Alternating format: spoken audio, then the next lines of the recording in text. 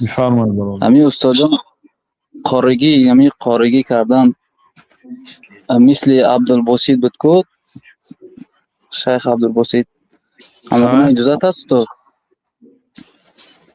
قرآن حفظ کردن خوب است، بهترین عمل است، اما تقلید یعنی نکردن بهتر است. تقلید این قدر خوب نیست و اینچنین یعنی رنگی هم تکلف رنگی همون تجویدتون رنگی همون کنید، حفظتون رنگی همون کنید، لیکن حرکتاتون نه، حرکتاتون مثل پیامبر صلی الله علیه و سلام.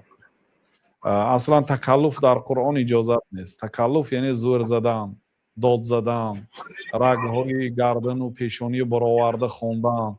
قرآن برای این نازل نشده است. قرآن برای تدبر. افلا یتدبرون القرآن ام علی قلوب اقفالها. آیا قرآن را تدبر نمیکنند؟ قرآن برای تفکر، برای معناهاش فهمیدن و طبق آن عمل کردن است.